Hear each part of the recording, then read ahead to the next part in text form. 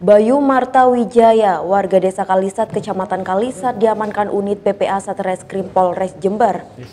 Pelaku ditangkap di rumahnya lantaran nekat melakukan penculikan terhadap balita umur 7 bulan yang tak lain adalah anak kandungnya sendiri. Pelaku membawa anak korban yang dititipkan ke teman kosnya saat dirinya bekerja. Diduga pelaku geram lantaran tak mempedulikan lagi dirinya gara-gara masalah ekonomi dan akan dicerai oleh istri sirihnya, sehingga nekat menculik anak kandungnya sendiri dari istri sirinya untuk dirawat sendiri. Sadar jika anaknya jadi korban penculikan karena saat pulang dari bekerja, temannya mengatakan jika anaknya dibawa suaminya. Korban kemudian lapor ke Polsek Rambi Puji. Polisi yang menerima laporan korban kemudian melakukan penyelidikan dan menemukan balita tersebut di rumah pelaku. Polisi selanjutnya mengamankan pelaku berikut balita yang diculik itu kepada korban. Setelah melakukan pengungkapan dari tindak pidana dugaan penculikan anak di bawah umur dengan kronologi yang korban saudari DR yang memiliki anak umur 7 bulan yang pada saat itu menitipkan ke teman kosnya sedang bekerja. Kemudian pada saat korban bekerja, anaknya diambil oleh suaminya, jadi MD, inisial MD, yang kemudian dibawa lari atau dibawa di luar jangkauan dari ibu kandungnya. Setelah itu korban selaku ibu kandungnya melaporkan kejadian tersebut ke Polsek Rambi Puji, yang kemudian segera kami tidak lanjuti bersama Satreskrim Polres Jember dan juga Polsek Rambi Puji melakukan pengungkapan terhadap kasus tersebut. Yang kita amankan terduga pelaku dalam hal ini memang suaminya, inisialnya MD, dan juga anak dari korban dalam keadaan alhamdulillah sehat walafiat di daerah Rambi Puji juga TKP-nya kita ungkap juga. Ya, jadi memang hubungan antara korban pelapor atau yang melaporkan kejadian ini dengan terduga pelaku adalah suami istri dari suami istri yang sah. Nanti kita cek lagi dokumen-dokumen yang ada. Suami istri apa suami? Ya, jadi informasi yang kita dapatkan yang bersangkutan adalah suami istri dari korban.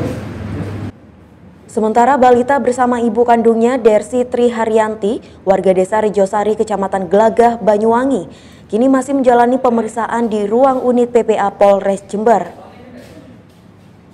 Akibat perbuatannya, pelaku dijerat pasal 83 junto pasal 76 Undang-Undang Republik Indonesia nomor 35 tahun 2014 tentang perlindungan anak dengan ancaman pidana penjara selama 3 tahun. Dari Mapolres Jember, Yudisa di Jember 1 TV melaporkan.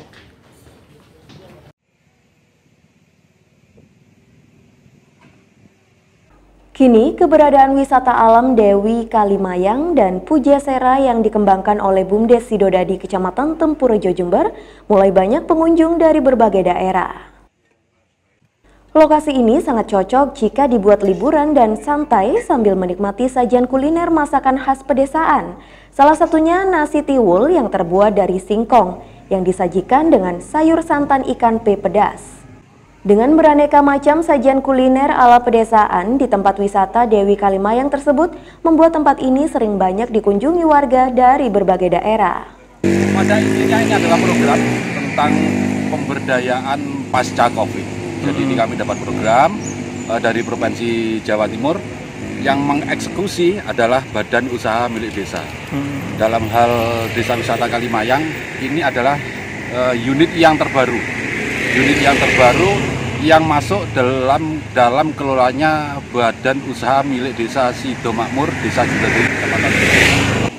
Pengembangan di unit yang lain adalah usaha tentang desa wisata. Semua ini dikemas dalam atau dimanajemeni oleh Badan Usaha milik desa karena ada nilai pemberdayaannya. Intinya bagaimana desa ini menggeliat lewat pemberdayaan masyarakat yang sebenarnya pelaku utamanya masyarakat Mandego adalah sebagai petani.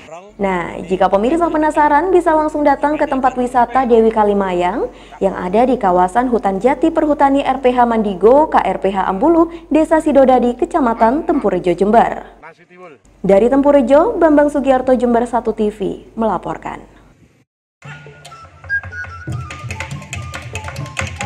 Anak-anak dan remaja di Desa Sidodadi, Kecamatan Tempurejo, Jember bangkit dalam mengembangkan musik patrol khas Jember. Untuk menjaga kelestarian musik lokal, pemerintah desa Sidodadi, Kecamatan Tempurejo, Jember memfasilitasi alat musik patrol kepada kelompok Kembang Jati.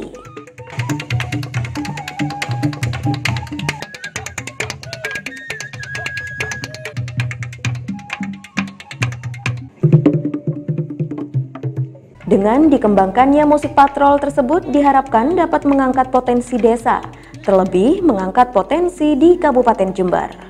Ya, musik patrol untuk melestarikan kebudayaan khas Jember, musik patrol. Jadi perlu dilestarikan. Nantinya kami akan membina generasi muda untuk selanjutnya. Dari Tempurejo, Bambang Sugiarto, Jember 1 TV melaporkan.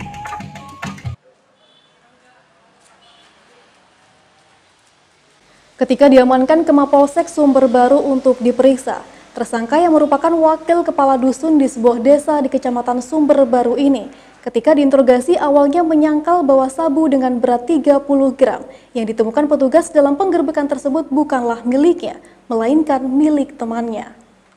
Dari hasil pemeriksaan, tersangka Sadi, umur 44 tahun, warga Dusun Pakisan, Desa Kaliglaga, akhirnya mengakui barang haram tersebut adalah miliknya yang diedarkan kepada para pengguna. Menurut tersangka, barang tersebut dibeli dari bandar besar dengan harga Rp1 juta per gram. Di samping itu, tersangka juga terlibat jual beli 22 sepeda motor yang diduga tanpa dokumen yang sah dari sindikat yang saat ini masih dalam pengembangan dan penyelidikan oleh petugas. Keluarga di rumah tahu Pak, pekerjaan di rumah, ibu di rumah tahu Pak, pekerjaan teman seperti itu? Yang nggak tahu. Nggak tahu Pak. Katanya dikasih tahu apa ini bilangnya begitu. Gitu Pak. Iya. Nggak ngerti, ibunya nggak ngerti kalau sampai jualan sabu, nggak ngerti Pak? Iya nggak ngerti, nggak ngerti sabu. 30 gram. Iya. Pak, kira-kira Bapak menyesal enggak Pak? Ya menyesal. Nanti Pak, setelah selesai proses ini Pak, kira-kira akan berkecimpung dengan sabu lagi atau enggak? Tidak. Menurut Kapolsek Sumber Baru AKP Fatur Rahman, tersangka sudah menjadi target operasi polisi sejak lama. Saat penangkapan, pelaku sempat melakukan perlawanan kepada polisi. Akibat perbuatannya, tersangka dijerat dengan pasal berlapis untuk penadah barang curian pasal 480. Sedang untuk narkotika jenis sabu Undang-Undang RI nomor 35 tahun 2019 pasal 114 sub 112 dengan ancaman hukuman seumur hidup. Saat kita melakukan penangkapan, memang tersangka sempat melakukan perlawanan dengan kita dengan membawa senjata tajam berupa celurit dan dengan narkotika yaitu pasal 114 subsidiar pasal 112 dan juga kita jerat dengan senjata tajam dan termasuk penadahan sepeda motor pasal 480 KUHP. Ancamannya dan kalau ancaman dari narkotika itu seumur hidup minimal 5 tahun kurang penjara. Dari Sumber Baru, Sugito, Jember 1 TV melaporkan.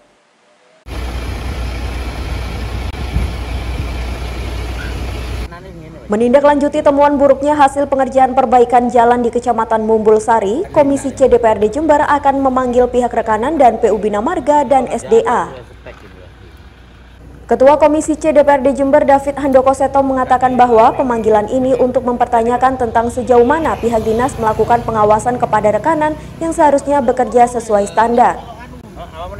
Menurut David, pihak rekanan harus bekerja profesional, karena jika pengerjaan asal-asalan, maka bukanlah rekanan yang akan diprotes oleh masyarakat, melainkan Bupati Jember yang akan dianggap tidak tepat janji.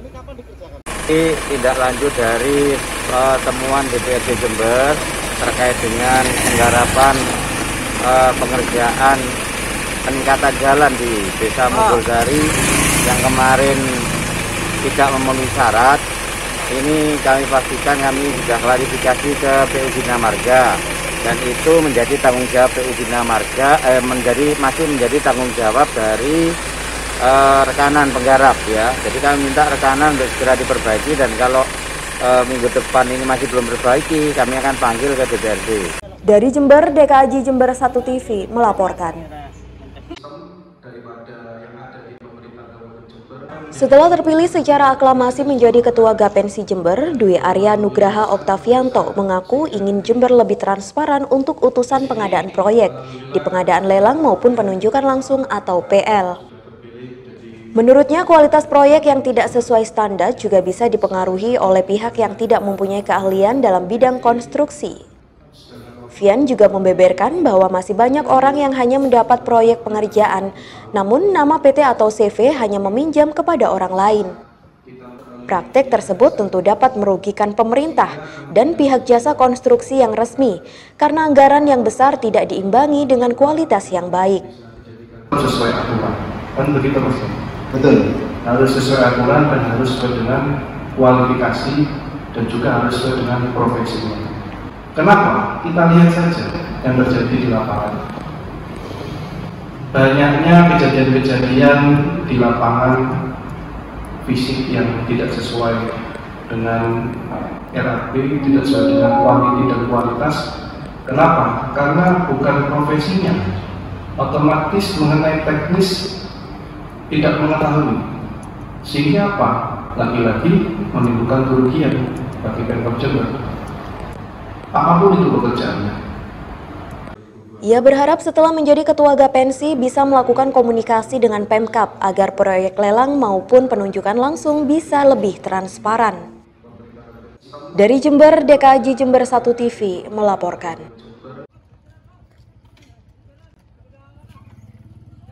Guna mendukung instruksi pemerintah agar seluruh warga divaksin, pemerintah Desa Jubung kembali melakukan penyuntikan vaksinasi untuk yang keempat kalinya. Menurut Kepala Desa Jubung, Bisma Perdana, kegiatan ini sengaja tidak dilakukan di Balai Desa karena agar lebih dekat dari lingkungan warga. Masyarakat juga dinilai akan lebih antusias jika penyuntikan vaksin dilakukan di kediaman tokoh masyarakat. Ada sekitar 250 vaksin yang disediakan, namun ada penambahan 50 karena warga yang datang melebihi target. Jadi kita target memang kita lebih mendekatkan kepada sasaran wilayah yang masyarakatnya masih banyak belum tervaksin.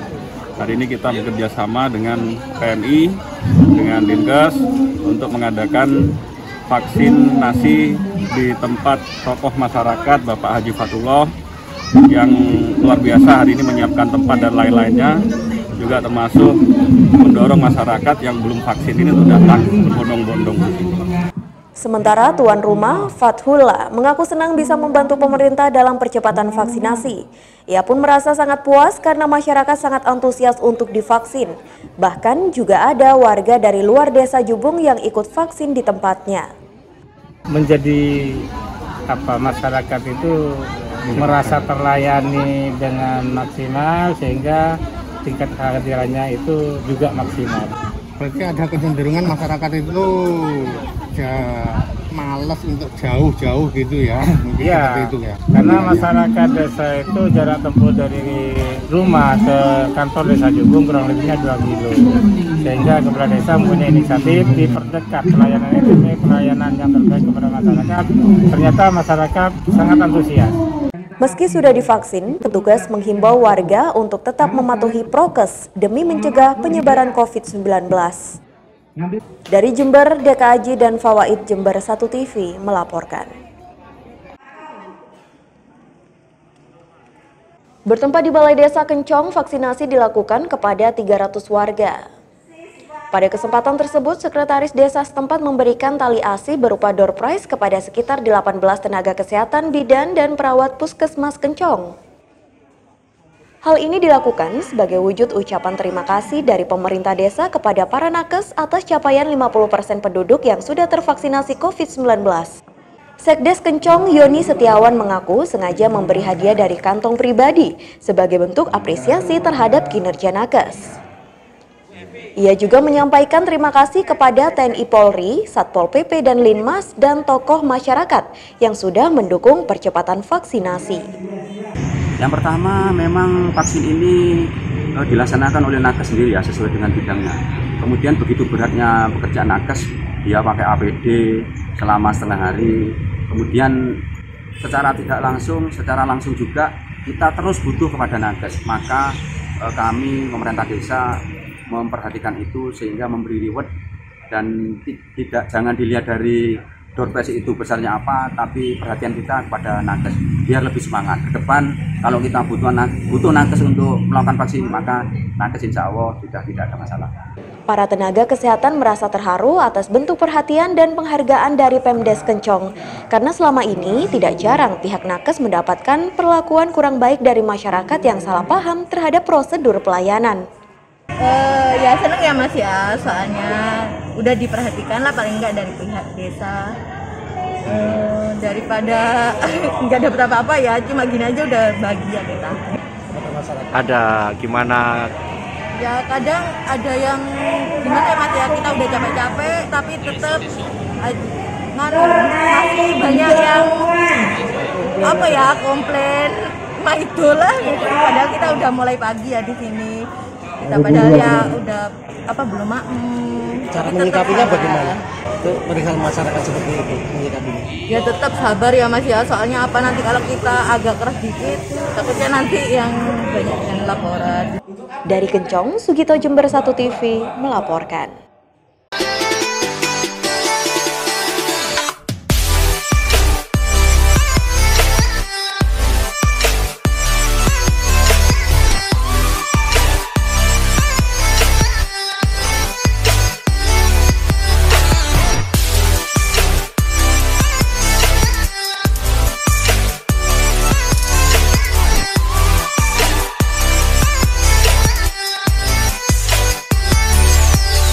Pemirsa, di masa pandemi ini kita khususnya sebagai masyarakat harus tetap produktif. Nah, berikut kami akan menghadirkan informasi selengkapnya mengenai seorang ibu rumah tangga yang berhasil mengemas atau berhasil menciptakan suatu produk yang sangat luar biasa dalam masa pandemi COVID-19. Langsung saja pemirsa, berikut informasi selengkapnya. Mel, pastinya ini rasa strawberry dan ini yang tidak kalah menarik, Super Taro Melt. Jadi ini rasa ubi ungu biasanya. Nah oke, langsung saja kita review bagaimana kelezatannya. Pertama saya ingin menikmati yang rasa strawberry dulu pemirsa. Nah dimana jajanan ini sangat nikmat dan lebih gurih jika disajikan dalam keadaan dingin. Oke, di sini sudah saya sediakan piring warna putih. Jadi pemirsa bisa lihat bagaimana menariknya Super Chips ini. Selain ini lebih segar dibandingkan yang lainnya. Coba rasanya bagaimana?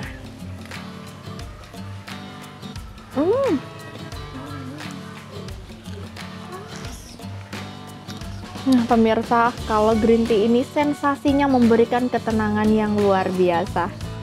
Wow.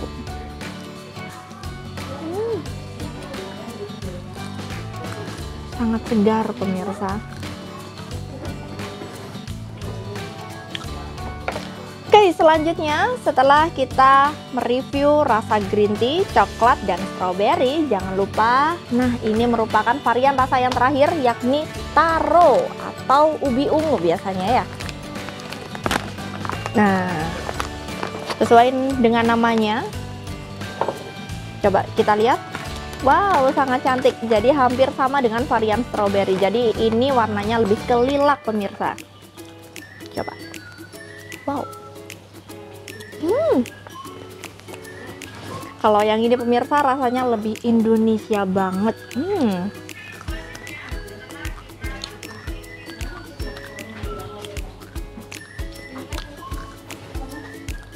Semua varian pemirsa sangat lezat, tinggal Anda memilih varian mana yang menjadi favorit Anda. Nah pemirsa, kurang lengkap rasanya jika kita sudah menikmati Super Chips ini yang sangat istimewa dan berbeda dengan jajanan keripik pisang pada umumnya. Nah, kurang lengkap rasanya jika kita tidak mengobrol langsung nih dengan ownernya. Langsung saja kita cari dulu pemirsa. Halo Mbak Tata, apa kabar? Luar biasa, boleh minta waktunya untuk wawancara sebentar ya? Oke, siap. Oke, nah pemirsa, kali ini saya sedang bersama Mbak Tata, di mana beliau adalah pencipta atau owner dari kemasan ini. Ini lebih tahan lama ya Mbak Tata? Iya, lebih tahan lama karena dalamnya juga pakai aluminium foil, jadi lebih tahan lama.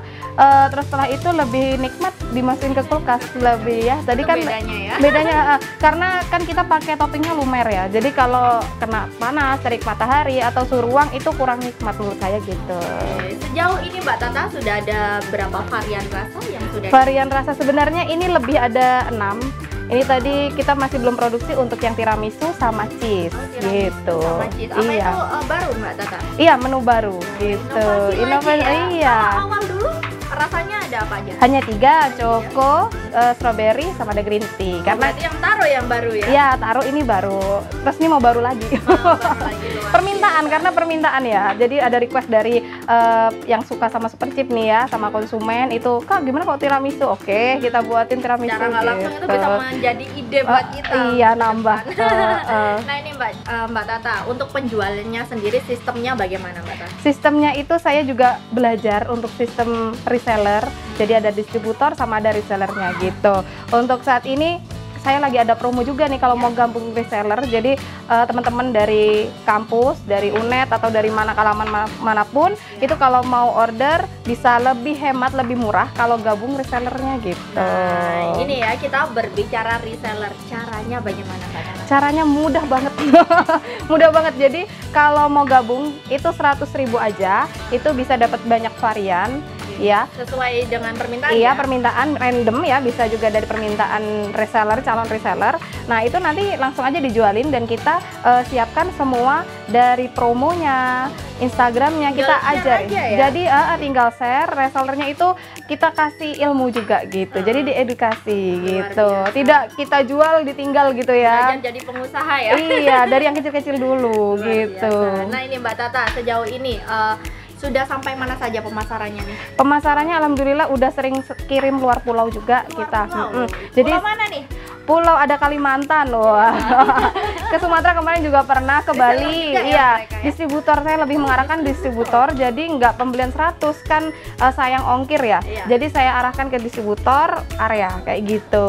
Jadi ordernya dalam jumlah besar, kerdus-kerdus besar gitu. Langsung satu box ya? Iya, satu dus. Sangat menarik. Nah ini berbicara masalah reseller dan distributor, boleh ya dikasih sedikit bocoran harganya ya Mbak Tata? Oke, siap. Biar banyak yang gabung gitu ya. Kalau untuk harganya, kalau nggak gabung reseller nih, kita harganya buka lepas di outlet itu 15.000. Oke. Kalau untuk reseller 10.000, banyak banget ya. Kalau distributor lebih murah lagi. Kalau kepo japri aja ke miminnya. Mungkin bisa ada nomor WA yang bisa dihubungi. Oke, bisa. Sosial media. Oke, ada sosmednya ada, sama Instagramnya, WA-nya, Facebooknya ada semua. Langsung aja hubungin ya. Jangan lupa mampir ya Mbak Tata. Mampir ke outlet, mau tanya-tanya ke Mimin caranya gimana juga bisa. Oke Mbak Tata, ini kan sudah sangat patut ditiru ya usahanya jenengan. Ini mungkin ada masukan atau saran untuk teman-teman yang ingin memulai usaha dari kecil apalagi ibu rumah tangga ya. Oke, betul.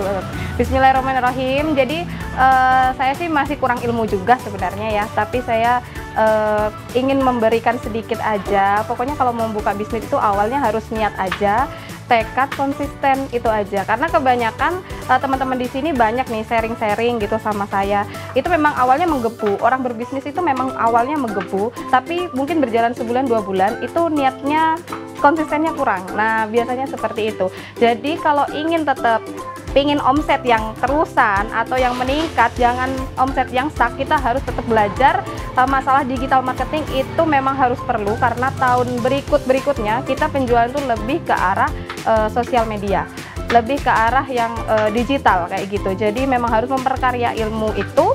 Jadi untuk para pembisnis yang masih mau mengawali ataupun bisnisnya masih stuck atau nggak ada perubahan atau makin lama makin tidak profit, nah itu memang kalian harus mulai berubah jalur jualnya itu harus melalui online gitu aja. Terima kasih. Luar biasa, sangat menginspirasi kisahnya. Terima kasih banyak Mbak Tata. Terima kasih sudah dikunjungi. Wah pemirsa, demikian tadi perbincangan saya bersama Mbak Tata selaku owner ya dari Super Chip ini. Bagi Anda pemirsa yang penasaran dengan kelezatannya, langsung saja bisa kepo atau memfollow langsung sosial media yang tertera di bawah ini, atau bisa langsung datang di outletnya yang terletak di Perumahan Kebonsari Indah, Blok W 17, Kelurahan Kebonsari, Kecamatan Sumbersari, Kabupaten Jember. Untuk Anda pemirsa, tetap sehat dan semangat selalu. Dari Jember, Desi Suyitno Triafaradila melaporkan. Oke, ini bisa buat oleh-oleh ya. Terima kasih Mbak Tata. Terima kasih.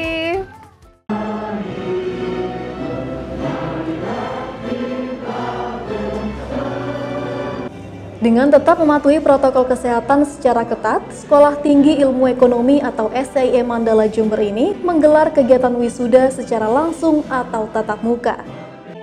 Namun untuk mencegah potensi penularan COVID-19, jumlah wisudawan dibatasi hanya 150 orang dan diwajibkan menjaga jarak. Dalam acara tersebut, Bupati Jember Hendy Siswanto meminta kepada para sarjana dan magister untuk mengamalkan ilmunya agar besarnya potensi di desa-desa yang berjumlah 248 desa dan kelurahan se-Kabupaten Jember bisa dikembangkan secara optimal. Hal itu demi membantu pemerintah dalam melakukan percepatan pertumbuhan ekonomi masyarakat di Kabupaten Jember yang berjumlah 2,6 juta penduduk. Bupati Hendy juga sempat menyatakan dukungan terhadap proses alih status STIE Mandala menjadi Institut Teknologi dan Sains Mandala Jember.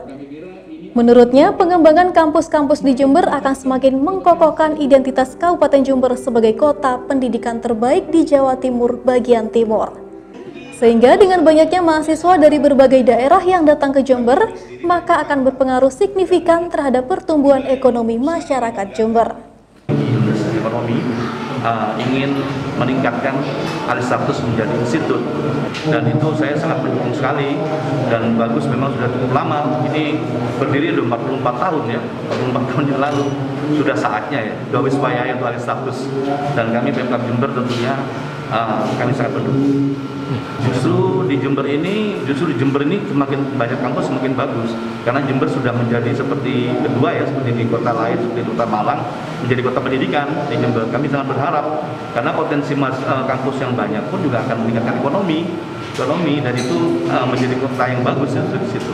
Hal senada juga disampaikan oleh anggota Komisi 10 DPR RI Muhammad Nur Purnamasidi. Pria yang akrab dipanggil Bang Pur tersebut sangat mengapresiasi progres perguruan tinggi STIE Mandala karena sudah banyak melakukan terobosan besar untuk meningkatkan kualitas dan kompetensi para lulusannya. Hal tersebut dinilai sangat sesuai dengan program pemerintah, khususnya Kemendikbud, yang terus berupaya meningkatkan Human Development Index atau Indeks Pembangunan Manusia, agar generasi Indonesia bisa memiliki daya saing tinggi di kancah internasional.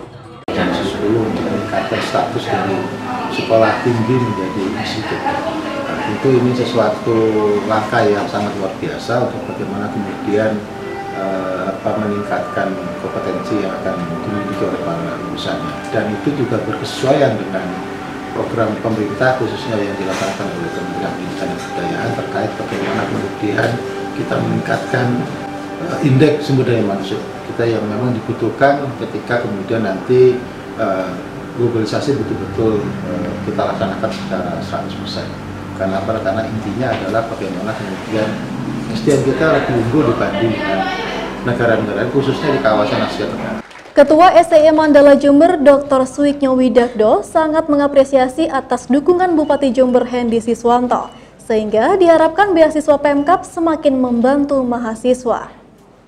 Suiknyo juga mengapresiasi dukungan dan kontribusi anggota DPR RI Bang Pur yang sudah mengupayakan realisasi beasiswa Kartu Indonesia atau KIP kepada ratusan mahasiswa STIE Mandala, sehingga bebas biaya UKT dan mendapatkan biaya hidup sebesar Rp800.000 per bulan dari awal masuk hingga lulus kuliah. Memberi apresiasi komitmen beliau, Bang Pur, yang akan mengawal perubahan kelembagaan ini. Kami, kegiatan kemahasiswaan kami sering disupport oleh Bang Pur, termasuk aspirasi melalui Kartu Indonesia Pintar, kemudian bantuan UKT dan sebagainya. Nah, kemudian yang terkait dengan Bupati, saya kira Bupati tadi, Pak Hendy, sangat merespon. Kami sudah berdiskusi juga di pendopo.